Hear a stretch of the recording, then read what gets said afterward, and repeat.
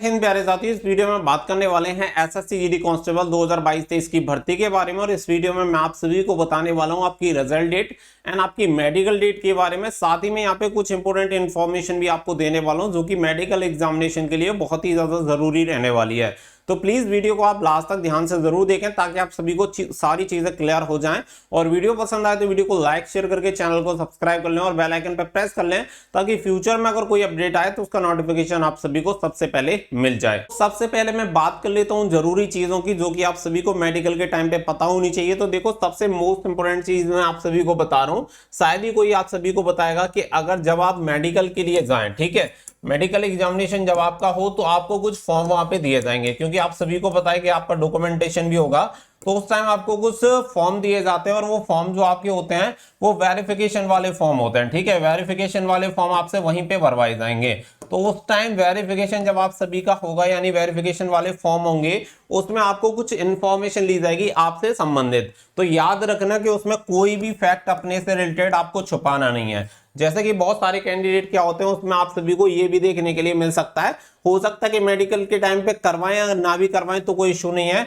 FIR वाला form भी आपसे भरवाया जाएगा कि आपके ऊपर कभी कोई एफआईआर वगैरह हुई है या नहीं हुई है। तो किसी भी बच्चे के ऊपर अगर कभी भी कोई एफआईआर हुई है, चाहे वो उस केस को बाद में खत्म कर दिया गया हो, खत्म हो गया हो, कोई लेना देना नहीं है, लेकिन अगर आपके ऊपर एफआईआर हुई है तो आप उस एफआईआर के बारे में बता जरूर देना कि हाँ मेरे ऊपर एफआईआर हुई थी। बाकी का, क्योंकि अगर आपका वो केस खत्म हो चुका है तो उसकी जो डिटेल्स होंगी वो निकल आएंगी और उससे कोई इफेक्ट नहीं पड़ेगा। लेकिन अगर आपने कोई तथ्य यानी कोई फैक्ट भी अगर आपने छुपाया और फ्यूचर में अगर वो मिला तो हो सकता है कि आपको जॉब से टर्मिनेट कर दें। तो ये बहुत सारे कैंडिडेट के साथ प्रॉब्लम हो चुकी है इस तरीके की कि जब आपसे वेरिफिकेशन वाला फॉर्म भरवाया जाता है तो आप उसमें नो कर देते हैं या बहुत सारे फैक्ट को छुपा लेते हैं। तो जो भी फिलहाल फैक्ट है, जैसे किसी की शादी हो चुकी है या जो भी अभी से एट प्रेजेंट टाइम जब आप फॉर्म भरें तब आपके सामने जो भी कंडीशन है आपके साथ जो हो चुका है वो सारी डिटेल आपको बिल्कुल एग्जैक्ट भरनी है, कोई भी गलती उसमें नहीं करनी है। क्योंकि अगर किसी ने भी आरटीआई लगा दिया तो समझो आपकी जॉब गई।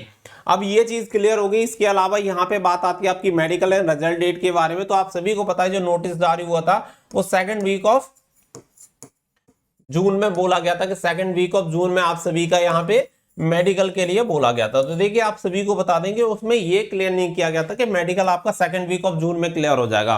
होता क्या है कि जब डिपार्टमेंटली कुछ काम होता है तो उसकी एक एक्सपेक्टेड डेट देनी पड़ती है। यानी कि जब किसी सामने वाले को आप बोलोगे, जैसे कि मान के चलो किसी भी चीज के लिए, तो एक अनुमानित डेट होती है, एक अनुमानित डेट बताई जाती है कि इसके अकॉर्डिंग हम काम कर रहे हैं। तो समझ लो आप एक तरीके से वो इंटीमेशन था जिसमें ये बताया गया था कि सेकंड वीक ऑफ जून से हम अपने मेडिकल कंडक्ट करवा सकते हैं। लेकिन यहां से आप सभी को एक चीज बहुत बढ़िया क्लियर हो गई कि इनकी तरफ से आपको अपडेट मिल गया कि ये इस काम को लेके बिल्कुल शांत नहीं बैठे हैं और लगातार इस पे काम कर रहे हैं। अब देखो, आप सभी को पता है कि 6 जून को नादिया वाले बच्चों का पीएसटी एनपीईटी जो भी है वो खत्म हो जाएगा। इसके बाद जो प्रोसेस स्टार्ट हो जाएगा वो हो जाएगा आपका मेडिकल का। और मैं आप सभी को पक्की इंफॉर्मेशन दे रहा हूं कि इस पे बहुत फास्ट तरीके से काम चल रहा है और उन्हें डेडलाइन दे दी गई है, यानी इस डेट तक पूरी भर्ती को संपन्न करवाना है। ये शायद डेट आप सभी को बहुत ही जल्दी आपके सामने आ जाएगी। अब मैं बहुत सारे फैक्ट को डिस्क्लोज नहीं करूंगा, आगे से भी बहुत सारी दिक्कतें होने लग गई है इसकी वजह से।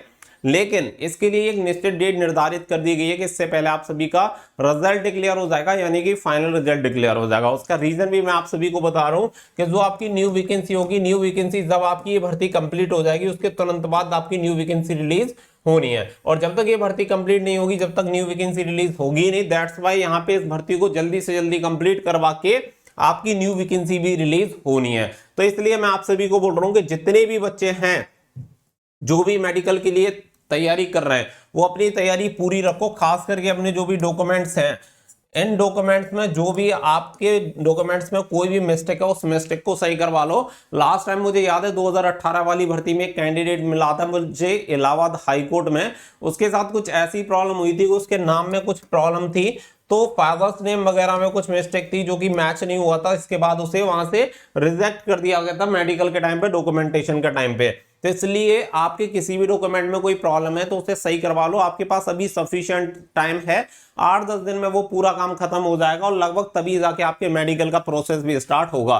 क्योंकि इससे पहले एक लिस्ट आप सभी की आनी है, यानी कि अभी आप सभी का एक रिजल्ट भी जारी होगा और उस रिजल्ट में बताया जाएगा कि कितने कैंडिडेट डीएमई के लिए शॉर्ट लिस्टेड हुए हैं और मेरिट कौन सी स्टेट की कितनी बढ़ी है। ज्यादा बढ़ने की हालांकि उम्मीद नहीं है। और अगर मैं रिजल्ट डेट की बात करूं तो मुझे लग रहा है कि आप भी ये मानो कि 20 जून के अप्रोक्स आपको रिजल्ट आपका देखने के लिए मिल सकता है। ऐसी पॉसिबिलिटी है जिस हिसाब से इनका काम चल रहा है। पहले तो लग रहा था कि जून लास्ट तक जाएगा, लेकिन अब लग रहा है कि ये प्रोसेस और भी जल्दी आपका फास्ट हो सकता है। और उसके 10 दिन बाद, मैं आपको बता रहा हूं कि 10 दिन बाद ही आपका डीएमई स्टार्ट हो जाएगा। इस चीज को याद रखिएगा, यानी कि मैक्सिमम आप मान के चलिए जुलाई के फर्स्ट वीक तक आपका मेडिकल स्टार्ट होने की पूरी पॉसिबिलिटी है। तो इसके अकॉर्डिंग आप अपनी तैयारी रखें। बाकी के नंबर कम ज्यादा हैं वो एक अलग मैटर है कि फाइनल में क्या होगा, बाद में क्या होगा, वो सारी चीजें छोड़ दो। फिलहाल अगर आपने फिजिकल क्वालिफाई कर लिया है तो अपनी पूरी तैयारी के साथ रहो, क्योंकि हो सकता है कि आपका भाई सिलेक्शन हो जाए। पॉजिटिव सोचो तो पॉजिटिव रिजल्ट भी आएंगे। तो सारी चीजें छोड़ के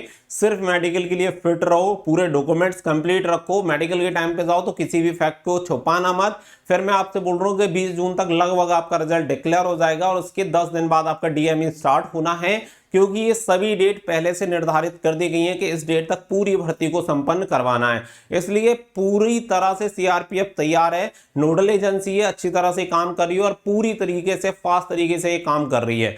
उम्मीद करता हूं कि जल्दी से जल्दी भर्ती आपकी कंप्लीट हो जाएगी और आपका सिलेक्शन हो जाएगा। फिर भी अगर कोई डाउट इंक्वायरी है तो मुझे बता देना। छोटी सी इंफॉर्मेशन थी, क्योंकि बहुत सारे बच्चों के सवाल आ रहे थे कि कब तक रिजल्ट डिक्लेयर होगा, कब मेडिकल होगा।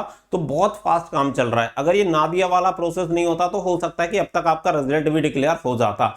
तो मिलते हैं नेक्स्ट वीडियो में। फिलहाल के लिए बस इतना ही। So thank you for watching. जय हिंद, जय भारत।